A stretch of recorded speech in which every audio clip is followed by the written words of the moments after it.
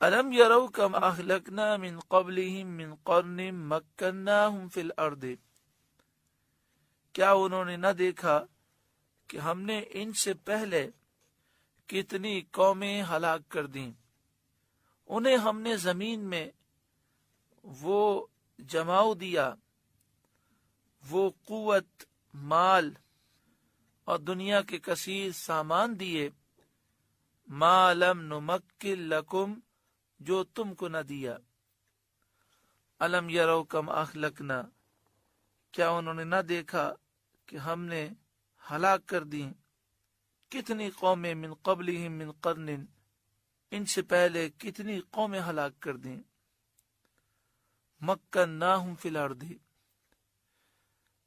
جنہیں ہم نے زمین میں جماؤ دیا، ٹھہراؤ دیا، قوت، مال، دنیا کے کثیر سامان دیے، ما لم نمکن لکم، جو طاقتیں ہم نے تم کو نہیں دیں، مگر پھر بھی اللہ کے غضب کا مقابلہ نہ کر سکے۔ آج دیکھیں اس دور کا انسان چاہے جتنی بھی ترقی ہو گئی، پچھلے دور کے انسانوں سے بہت زیادہ کمزور ہے۔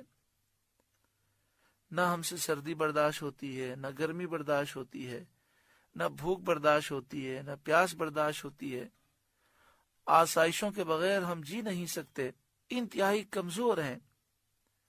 پہلے زمانے کے لوگوں کی عمریں بھی طویل ہوتی تھیں، قد بھی طویل ہوتے تھے، ان کی غذا بھی خالص ہوتی تھی، اور وہ بہت طاقتیں رکھتے تھے، مگر اللہ رب العالمین کا جب عذاب آیا تو وہ ہلاک و برباد ہو گئے۔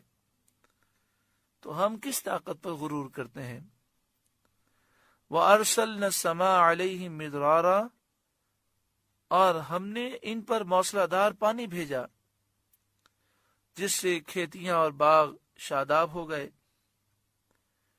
وَجَعَلْنَا الْأَنْهَارَ تَجْرِي مِن تَحْتِهِمْ، اور ان کے نیچے نہریں بہا دیں، جس سے باغ پرورش پائے، اور دنیا کی زندگانی کے لیے عیش و راحت و آرام کے اسباب انہیں مل گئے۔ فَأَهْلَكْنَاهُمْ بِذُنُوبِهِمْ، انہیں ہم نے ان کے گناہوں کے سبب ہلاک کیا۔ اس جملے پر ہم غور کریں، فَأَهْلَكْنَاهُمْ بِذُنُوبِهِمْ، ہم نے ان کے گناہوں کے سبب ہلاک کیا۔ گناہ ہوتا ہے، گناہ انسان کو نقصان دیتا ہے، گناہ کی اپنی نحوستیں ہوتی ہیں۔ جو شخص گناہ کرے اور وہ دعویٰ کرے کہ میں نے حقیقی سکون پا لیا، تو دو باتوں میں سے ایک بات ہے، یا تو وہ جھوٹ بول رہا ہے، یا وہ اپنے حساب سے صحیح کہہ رہا ہے، لیکن اسے پتہ ہی نہیں ہے کہ حقیقی سکون کیا ہوتا ہے۔ کبھی حقیقی سکون اس نے دیکھا ہی نہیں ہے۔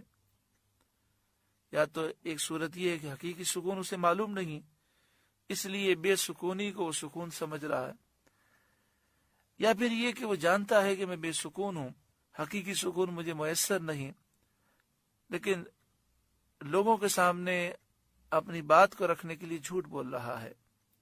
یہ ایک حقیقت ہے کہ گناہ انسان کے سکون کو برباد کر دیتا ہے۔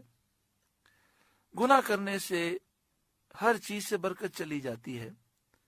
جب انسان متقی پرہیزگار ہوتا ہے تو پانی میں بھی برکت ہے، کھانے میں بھی روحانیت ہے، بستر پر بھی چین ہے، ظاہر میں بھی چین ہے، باطن میں بھی چین ہے۔ اللہ تعالی ہمیں عمل کی توفیق عطا فرمائے۔ بڑا افسوس ہوتا ہے، اب لوگ گناہ کو گناہ بھی نہیں سمجھتے۔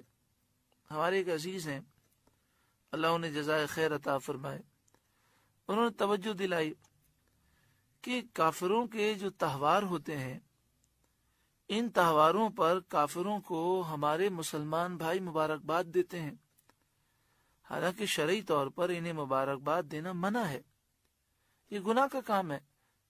مثلا کرسمس کے موقع پر وہ کہتے ہیں کہ جب یہ لوگ ہمیں عید میں مبارکباد دیتے ہیں تو ہم انہیں ہیپی کرسمس کیوں نہیں کہہ سکتے؟ لیکن میں آپ کو ایک مثال دوں کہ ہم الحمدللہ حق پر ہیں۔ اگر کوئی ایک بچہ حق پر ہو اور وہ محنت کرے اور کامیاب ہو جائے تو اسے تو فیل ہونے والا بچہ مبارکباد دے گا، لیکن بتائیے کیا فیل ہونے والا بچہ کامیاب ہونے والے بچے کو مبارکباد دے تو وہ اسے فیل ہونے پر مبارکباد دے سکتا ہے؟ تو جو دین اسلام سے دور ہے وہ فیل ہے اس دنیا میں، اور جو دین اسلام پر عمل کرنے والا ہے حقیقی عید تو اسی کی عید ہے۔ تو ہم کامیاب ہیں، ہمیں وہ مبارکباد دیتے ہیں، تو اس کے بدلے میں کیا ہم انہیں فیل ہونے پر اور تباہ و برباد ہونے پر مبارکباد دیں؟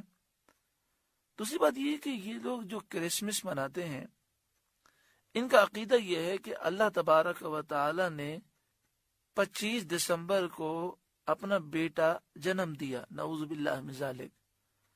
وہ حضرت عیسیٰ علیہ السلام کو اللہ کا بیٹا سمجھتے ہیں۔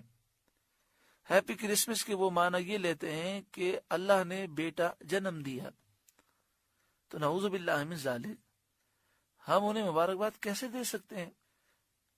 اور پھر بعض نادان تو ان کے ساتھ جا کر کرسمس مناتے ہیں، کیک کاٹتے ہیں اور ان کے تہوار میں شریک ہوتے ہیں۔ یہ بات یاد رکھیں کہ یہ ان کا مذہبی تہوار ہے، اور کافروں کے مذہبی تہوار میں شریک ہونا یہ گناہ ہے، بلکہ یہ تو ایمان کے ضائع ہونے کا ایک سبب ہو سکتا ہے۔ بعض صورتیں ایسی ہیں جس سے ایمان برباد ہو جاتا ہے۔ میں آپ کو ایک مثال دوں، مثلا کوئی شخص وہ سلیب پہن لیتا ہے اور کہتا ہے کہ چونکہ عیسائی اس دن سلیب پہن رہے ہیں تو چلو میں بھی پہن لیتا ہوں۔ اس کی کوئی نیت نہیں ہے، لیکن فقہاء نے لکھا سلیب پہنتے ہی وہ کافر ہو جائے گا۔ اسی طرح بت کو سجدہ کرنا یہ ہندوؤں کا ایک مذہبی شعار ہے۔ اگر مسلمان بت کے سامنے سجدہ کر لے، چاہے اس کی نیت نہ ہو، تب بھی کافر ہو جائے گا، مشرک ہو جائے گا۔ تو اس لیے خدا را ان چیزوں کو سمجھیں اور یہ نہ سمجھیں کہ یہ دقیانوسی باتیں ہیں، بلکہ یہ قرآن و حدیث کی باتیں ہیں۔ نبی اکرم صلی اللہ علیہ وآلہ وسلم اور صحابہ کرام نے کبھی اس طرح عیسائیوں کو مبارکباد نہیں دی۔ اور پھر بڑے افسوس کی بات ہے کہ کرسمس آنے سے پہلے ہمارے مسلمان بھائی دکانوں پر سیل لگاتے ہیں، 50% اور 60% رعایت پر چیزیں بیچتے ہیں، حالانکہ ایسے موقع پر ہمیں ان کے تہوار میں حصہ لینا منع ہے۔ تو ایسے دکاندار جو یہ کرتے ہیں وہ اس سے باز آئیں، اور جس دکان پر اس طرح سیل لگی ہوئی ہو اور ہیپی کرسمس اور اس طرح کی چیزیں لکھی ہوئی ہوں تو وہاں سے چیزیں خریدنی بھی نہیں چاہیے تاکہ ان کی حوصلہ شکنی ہو۔ یہ ہمارا جو میڈیا ہے پاکستان کا اور جو مختلف چینل ہیں، یہ یہود و نصارہ اور دشمنان اسلام سے پیسے لیتے ہیں اور ایسے تہوار کو پروان چڑھانے کی کوشش کرتے ہیں، اور پاکستان کا اسلامی شعار اور اسلامی تشخص وہ مسخ کرنا چاہتے ہیں۔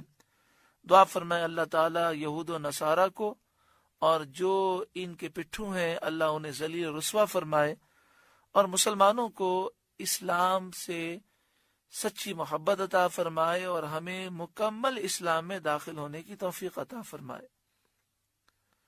فَأَهْلَكْنَاهُمْ بِذُنُوبِهِمْ انہیں ہم نے ان کے گناہوں کے سبب ہلاک کیا۔ وَأَنشَأْنَا مِن بَعْدِهِمْ قَرْنًا آخَرِينَ اور ان کے بعد اور دوسری قومیں ہم نے پیدا کی اور دوسرے قرن والوں کو ان کا جانشین کیا۔ مراد یہ ہے کہ گزری ہوئی امتوں کے حال سے عبرت و نصیحت حاصل کرنا چاہیے کہ وہ لوگ باوجود قوت کے، دولت کے، مال کی کثرت اور بال بچوں کی کثرت کے باوجود جب انہوں نے کفر کیا، سرکشی کی، تو اس وجہ سے وہ ہلاک کر دیے گئے اور کوئی چیز انہیں کام نہ آئی۔ تو چاہیے کہ ان کے حال سے عبرت حاصل کر کے خواب غفلت سے بیدار ہوں، کیونکہ ایک نہ ایک دن ہمیں بھی جانا ہے، ہماری جگہ دوسرے لوگ لے لیں گے۔